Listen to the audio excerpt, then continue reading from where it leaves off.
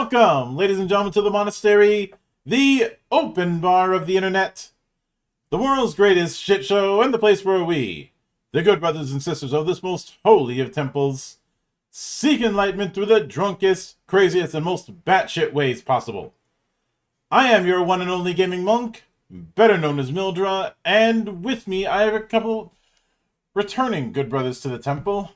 They are the double-headed monster that is Dead Tree Studios. We have Mr. L90 and Zen coming back. Previously here for Dames of Astoria, now for Daughters of L.A.M. How you two doing today? Doing all right. Good, good. So, I know we technically talked about Daughters of L.A.M. last year, when all that I had was just that one YouTube video of one of the theme musics. But things have gotten a lot further onward since. So when it comes to this idea, was this something that was concepted in concert with Astoria, or was it a case where the idea came late? So it came later. For Daughters of Lamb, what initially it was is when we first had Dames out there and given it to people, that's what the time obviously when we got the most feedback. Mm-hmm. And some feedback was good, but some we couldn't do it in Dames anymore because it's that time had passed. And to fix it would either require, redoing the whole thing, and obviously we can't redo shipped out books, right? So we had another idea, which was to make another game Mm-hmm. that wasn't really supposed to be for the people yet, like at all. It was basically just be for us. Like it was gonna be like our little thing we play on the side. That took into account some of the feedback we got from people who reviewed Dames of Astoria. Mm-hmm. You included, Mm-hmm. and over the time as we kept bringing it and started doing some more outward things with it, people said, "Yo, we like nuns with guns." So it kind of got snowballed into its own thing afterward. Oh yeah. Now, obviously, with Dames of Astoria, you had a very clear line of inspiration between some of the monster girl fiction that has been around in one form or another, whether it be Monster Musume or whether it be the various monster girl books from like Kenko Cross. With Daughters of Lamb, what would you say were some of the uh, appendix and inspirations? Because it's not just nuns with guns. You have nuns following a AI god in a quasi cyberpunk setting. So, that's a tough question, mainly because the initial conception of it was literally um more influenced by actual life and what was going on, right? Mm-hmm. Like, oh, AI is taking over. That seems like a good idea to make a setting out of. As for the inspirations for everything that came within it, obviously just cool, like women with guns trope, always a nice one. Mm-hmm. That's obviously the basis. The cybernetic aspect came from some animes like obviously Ghost in the Shell, Cyberpunk 2077, the standard fare, but Mm-hmm. it wasn't really what sparked the drive for it. Which was more what was going around at the time of Mm-hmm. generative AI, how people feel about it, what Mm-hmm. could possibly happen, you Yeah. know, and it was just a fun project at the idea at the time. Mm-hmm. And you already mentioned Ghost in the Shell and Cyberpunk, but are there any other games, anime, film, whatnot that come to mind when it comes to what you've told people as reference material or inspirational material for this project? Yeah. Oh, I don't know. You wanna go? No, no, go. Go. Because I was gonna say the only reference that ever comes to mind. I mean, you were more involved in this project than I was. I just put it together at the end and made it look pretty. Um, but I always think of Black Lagoon and the Battle Nun. Because that shit was baller. Mm-hmm. Yeah, L9 has a great point. Literally, anytime you have seen a nun in media and he has had a weapon of some type, that is basically the inspiration. Like, Yeah. Praise the Lord and pass the ammunition. yeah, And praise the Lord, past ammunition. this might be a bit of a stretch for me, but looking through some of the stuff, especially the way the setting of Gossamer is described, I also ended up getting a bit of 2000 AD. Yeah, Uh, of course, a lot of that 2000 AD element is Judge Dredd, but the the point is with it is that you have a massive metropolis that is emerging in the ashes of a massive conflict. yes, the black light. Mm-hmm. In the same way that uh, in Mega City 1 is coming off the ashes of everything that led to the creation of the cursed Earth and the end of the old systems. Though I will admit I appreciate with the concepts here is doing cyberpunk without doing the typical approach to cyberpunk. Um, this was something I Thank you. talked this is something I talked about in the past. This idea of that late stage corporate dystopia, does that necessitate what always having to be one note that cyberpunk always has to be that? Because you look at Ghost in the Shell and some other cyberpunk anime, and while the corporatism is certainly there, it's not the big thing in there.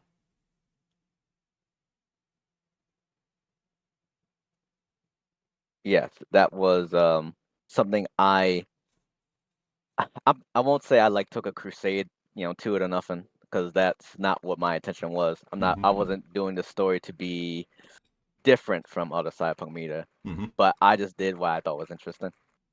Yeah. And like I dig like, oh, the corporations, and we're we're edge runners, we're shadow runners. Like, I dig that story, Mm-hmm. but it it wasn't what this was supposed to be. It is, you literally have one job, and that is you are a nun under a AI god, and your job is to literally get his, whatever you want to call it, but we just call it pieces of lamb. But it can be like, it's his memory, his body, his chassis, his cache, whatever, his RAM sticks, anything, Get his and that holy MacGuffins. his Yeah. holy MacGuffins, and bring it back, and Yeah. and by any means necessary. Mm-hmm. And So everything that goes around it with the corporatism and everything. Yeah, yeah. like, yeah, I have corporations here. Well, one specifically that's like the big one in this area, because there's no centralized or like world structure like that anymore. It's coming back because the world didn't end. The style of life did, right? Mm-hmm. Because I would say more post cataclysmic than apocalyptic myself. But that's Yeah. how I was kind of writing it to better be fitting the story of the Daughters of the Lamb, the nuns with cybernetics and bullets. Mm-hmm. Why are they here, right? Yeah. And I suppose one of the big things I noticed that's a change uh, from Danes of Astoria is it seems like you guys made a concerted effort to have a more unified system when it comes to dice rolls. You know, with with Dames you had a bunch of different die rolls, and with this one, it is significantly more focused on the success based approach that you have. Was that one of your goals? Was to try and unify the um, core mechanics? Unify, well, more. trim it down for people because there's still the dual attack system for Mhm. like Yeah. we have before. We have the D100 and the D10. Mhm. It's just now that we have more feedback, it's a bit and has less um overall rules because Yeah. Dames has the main rules, right? Mhm. Like if there's Yeah. something you're missing, you go to Dames, it has it. Pretty but much. And but here's what you need to play plus what we added for the guns, Mhm. and And yeah, now I we have it Mhm.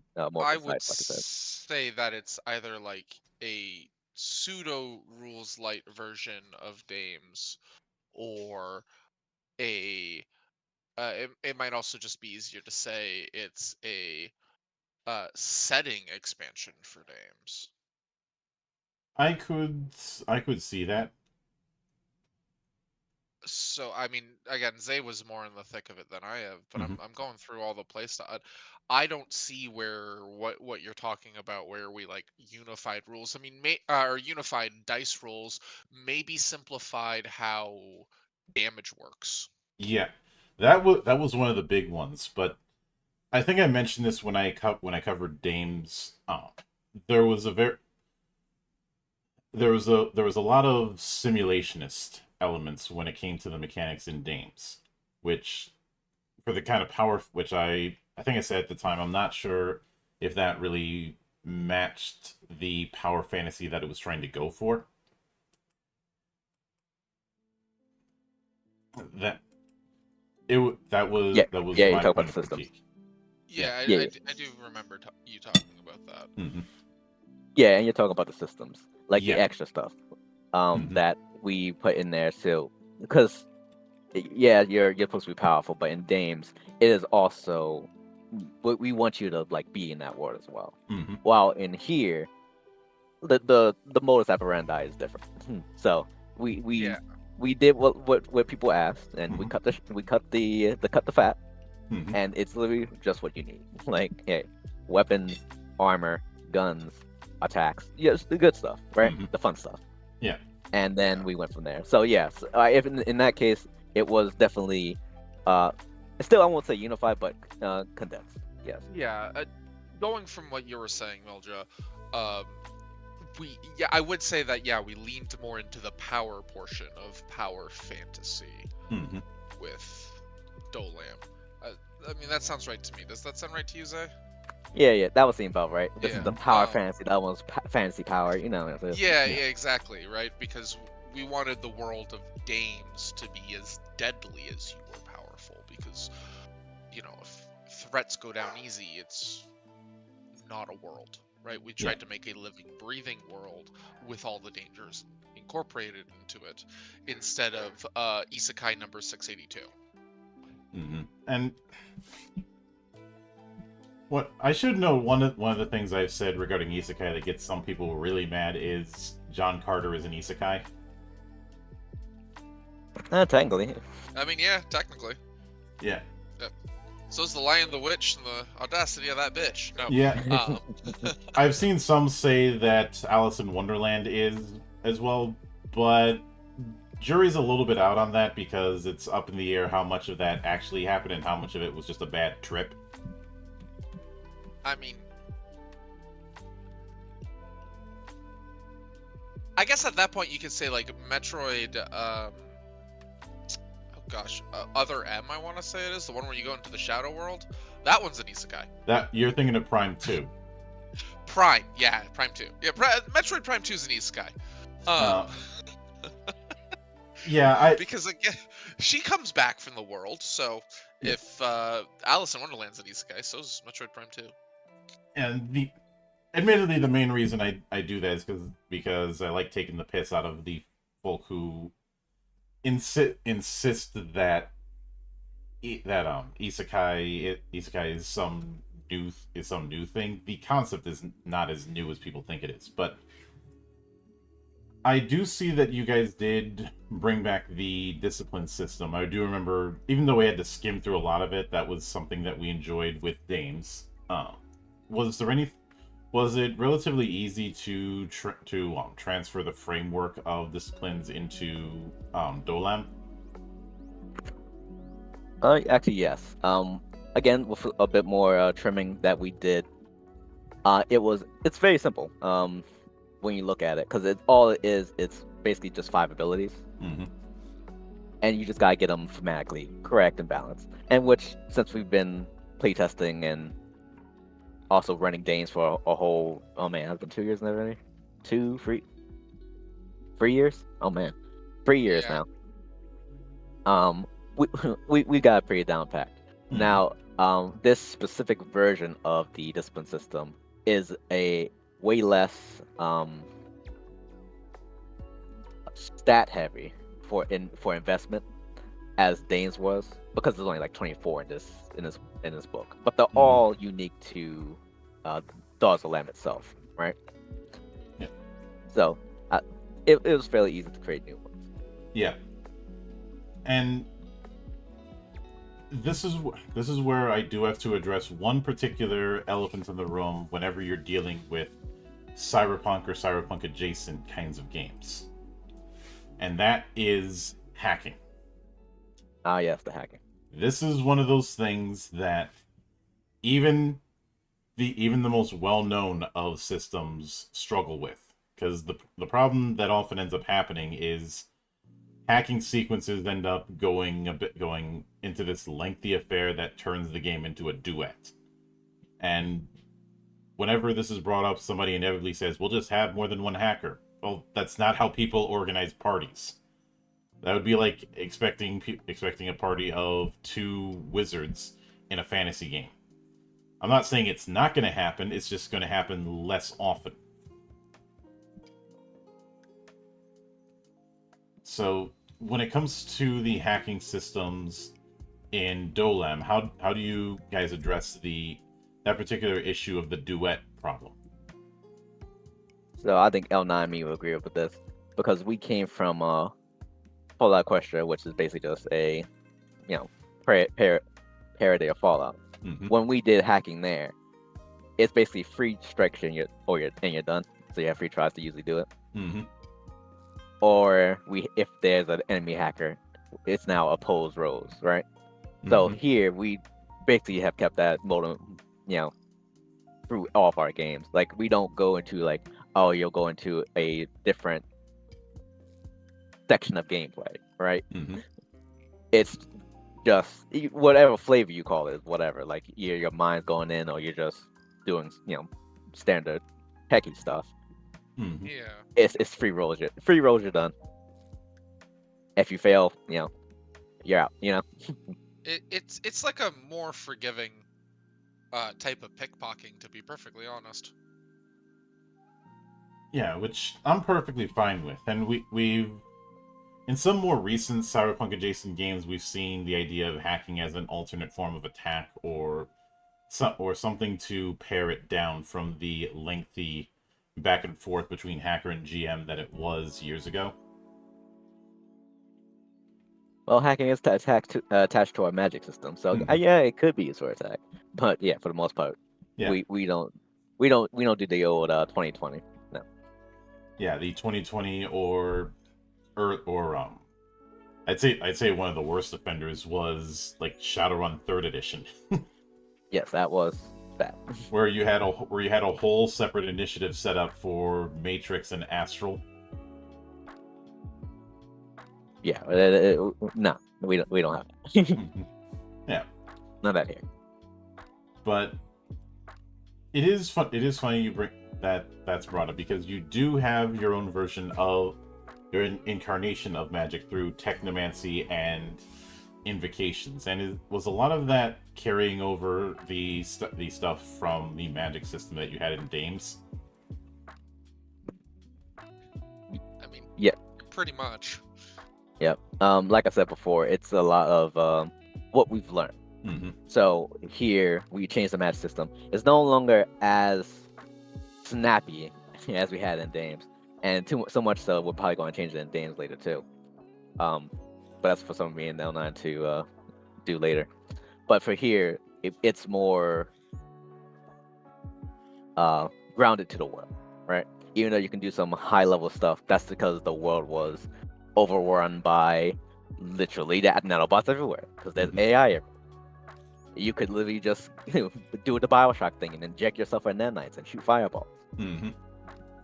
That's how the level of the tech of the world was at before the Blacklight, Yeah. which caused everything to go fucking. And I suppose I could also reference the Jack character type in Numenera. Actually, not the Yeah. Jack, the Nanos. Jacks were the Nanos, skill monkey in Numenera. And even though Nanos are the quote-unquote mage, Numenera is kind of straddling the line between whether or not it's fantasy or SF. The answer to that question is yes. Most definitely. Well, the whole idea is taking Clark's law and pushing it to its furthest extreme, where the technology is so weird that the line between whether it's magical or not is blurry. Yeah, we build on pawn of what was it, 9, 12 civilizations? Mm-hmm. Eons of civilizations? Yeah. Supposedly 1 billion years in the future. Though that's a guess. Yes.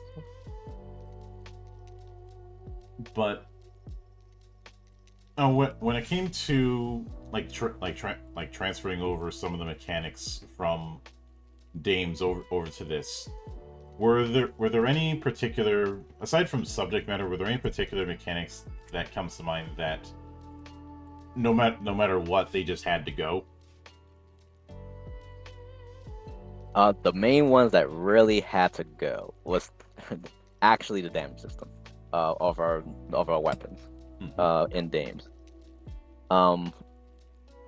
Because we had to figure out how to incorporate guns into the Dame system, or at least I say, because we could put guns in Dames, but they'll be like flintlocks, right? But we're doing rocket launchers, RPGs, so unfortunately all that had to go. Like, there's no like all these different types of knives or whatever, because it doesn't matter anymore, right? So that kind of sucked, but we had to do it because thinking of a broad weapon system for Daughters of L.A.M would have been sort of like trying to do our old Fallout again, but people said they didn't want big systems, so we decided to cut down to the only 2 tiers of weapons as opposed to our 4 we had for our previous system. So that really had to go. Yeah.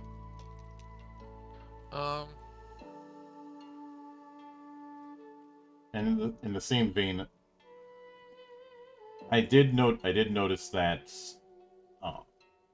a lot of the tier-based designs with disciplines ended up going by the wayside and instead having a unified discipline list. Correct. Mostly also for the fact there's only 24 as opposed to our L9. Help me out. How many did we have in names? A lot. Yeah, 40, 60. I'd have to go count them again. It definitely wasn't 60. Well, it's like almost 22. 20, it's like 20 to 30 per type. Right? So like 100 to 120.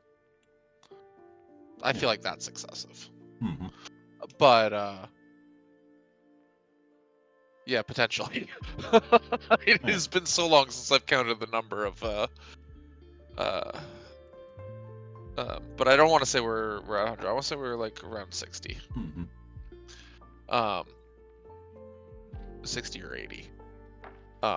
But yeah, we parsed it down, and like, again, for Dames it made sense because it's just such a large system, and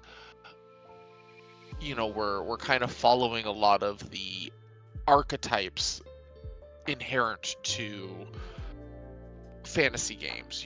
You've got your bruiser, you've got your red mage, you've got your fighter, you've got your thief/rogue, you've got your cleric, you've got your paladin, you've got your full-blown magic caster, and then you have all your hybridizations, breaking it into martial, arcane, finesse and faith made sense to help people and help demonstrate the world the different classes you could essentially build through this system. Where with Daughters of Lamb, that doesn't exist. You're all clerics. You're all paladins. There is no other class to play aside from angry religious person. Or less angry religious person. Those are your two classes: is angry religious person or not angry religious person. And so having the different kind of tiers or classes of disciplines not only just didn't make sense thematically, but also just didn't make sense for the small number of disciplines we have. We'd have what, 4 per, and on top of that, we removed the level requirements for the disciplines. Just again to allow people to fiddle around with it. And have a little bit more flexibility with the discipline system. Yeah.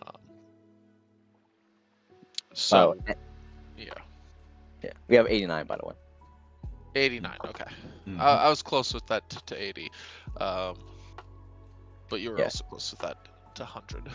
Yeah, maybe 100, and we're adding more as we release our updates and our more, adventure paths. We're going to be more disciplines. Yeah. For both the games. Oh yeah, I can certainly get that.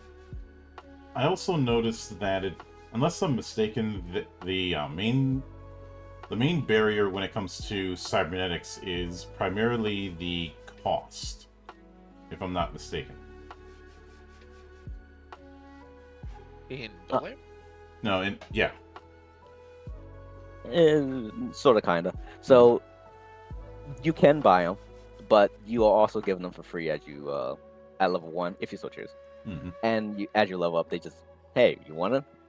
They'll grant you it as part of your level up bonus. So it's not hard to get them. And if you really want to go cyber out, you can, and start using your actual funds to actually buy more. Yeah. But the initial you'll have, I think at level 10, 3, if I remember off the top of my head. Yeah, the reason that stuck out to me is, a lot of games when they do cybernetics, they try and do the more cybernetics you have, the less human you are. The whole thing like empathy in Cyberpunk or essence in Shadowrun.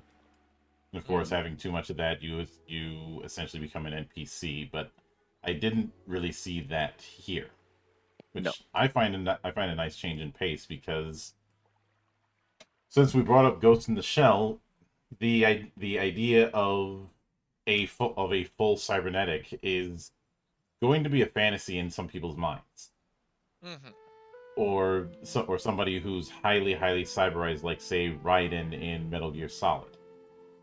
Yeah. But in a lot of the typical Cyberpunk games, if you tried to do that, you'd make a character that is literally unplayable. And I mean, I oftentimes understand that from a game balance choice, because oftentimes a lot of the cybernetics in these games can be really game changing. And if you're just Atom Smasher, you're, even at an early level, can be ridiculously overpowered. So it makes sense to me from like a game development perspective that people put that in, and then you put in the nice thematicing of how human are you really. But I always like to take the quote from Full Metal Alchemist, in which Ed was talking about his arm, and that he'd lost his arm and his leg and had them replaced with automail, so cybernetics. But as he went on, they eventually became a part of who he was and really a part of his soul. And there were even cases where, like, when he's beyond the gate, you actually see he's walking around in that spiritual plane. His soul still has the automail because it has become a part of who he is. Like, all Ship of Theseus kind of deal.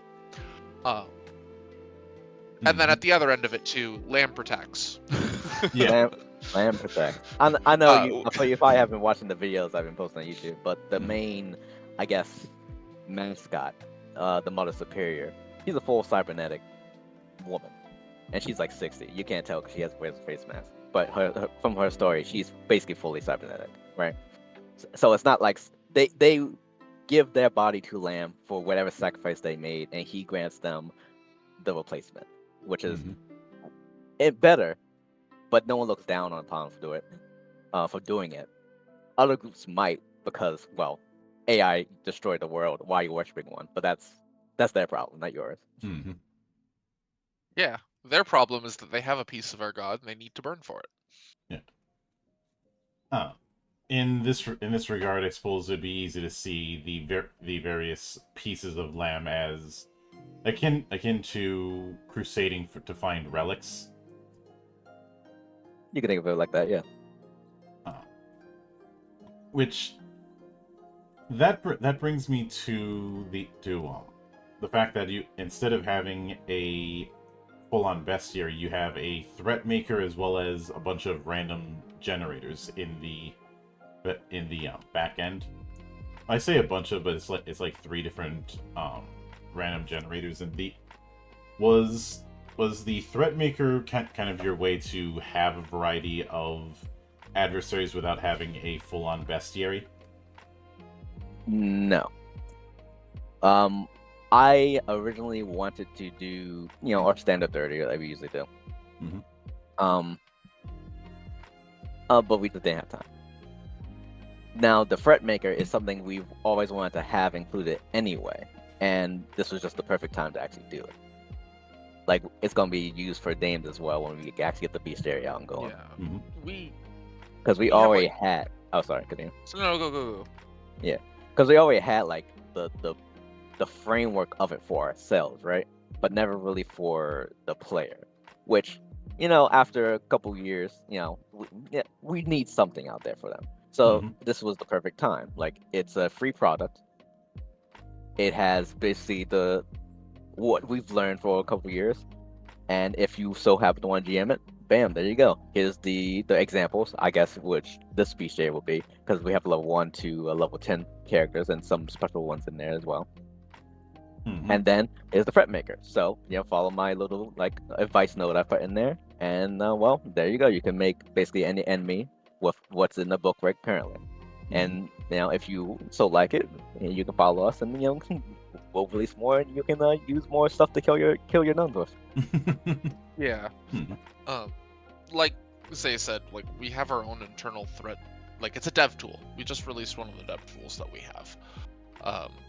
And I mean, we did the same thing with Fallout Equestria when we released the Gilded Cage. We released the threat maker as part of that standalone, like, 200 or something stupid bestiary that we released. I know it was several hundred pages. And in the back was the threat maker. Here's what we've been doing and the tools we've been using so that you can make a monster that kind of fits, instead of just homebrewing Goku into everything and then wondering why you TPK'd everyone. Yeah. Story. That's a very specific example. Oh no! Anytime I think of like D&D homebrew, I think of the fact that there are way too many like Goku homebrew character sheets, where people make Goku as like threats and bosses and whatever, and they're just always horribly unbalanced. I understand you're fighting Goku, but it's insane sometimes. Oh, someone really wants to bring Goku into something, you'd be better served with running a game that's dedicated to that kind of thing. I mean, yeah. It never is, though. No. Mm-mm. I don't want to learn how to play Bezims just so I can fight Goku. No. I want to fight him in this completely unrelated universe, where his abilities and powers don't translate to the rule set. Yeah, which I look at that as a kind of dog sitting on a nail kind of thing. But with that in mind, I realize that L.A.M is a kind of fork of Dames, but with some of the stuff that's been introduced in it, do you think it sounds like some of it is going to be looping back into Dames sometime in the future? Are you talking about like story wise, Oh, or are you talking about like mechanic wise? story. Yeah, I think the main thing is the idea of cross compatibility. Yeah, they're definitely cross compatible. Yeah, so I'm curious if in the future you plan on making like a conversion kit or something like that. Ooh. So Oh. the initial idea was that because this is a free product, like we always said. Mm-hmm. Well, it's pay what you want, but who really pays for it? And it's that we didn't know how popular it would be. But thankfully, it seems to have gotten its own like little fan base over the year.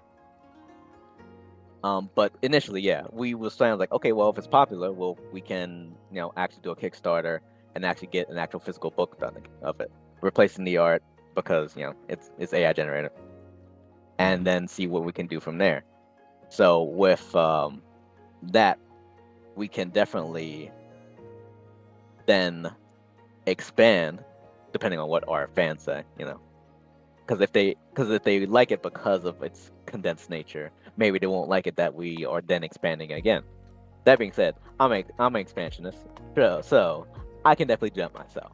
But and I will do that myself. But if the people want it, I will give it to them. Mm-hmm.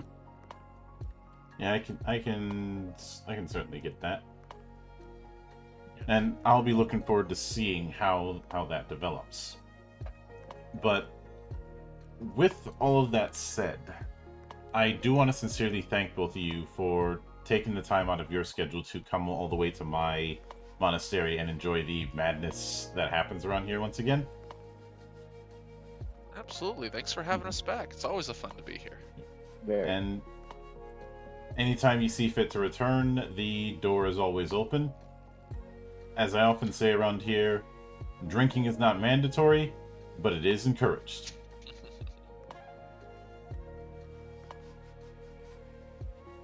Here. And of course, a sincere thanks goes out to everyone who took the time out of their schedule to come onto the show and enjoy the madness. And there will be plenty more where that came from, as there always is here, on the open bar of the internet.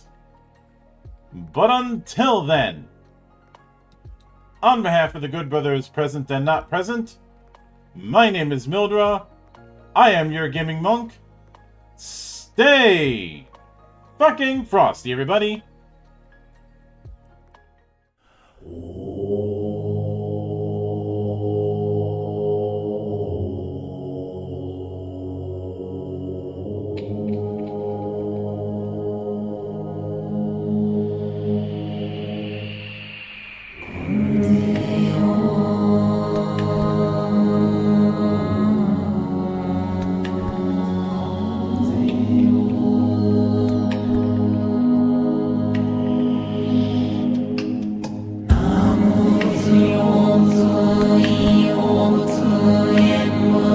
Soy, yo la cuna, yo,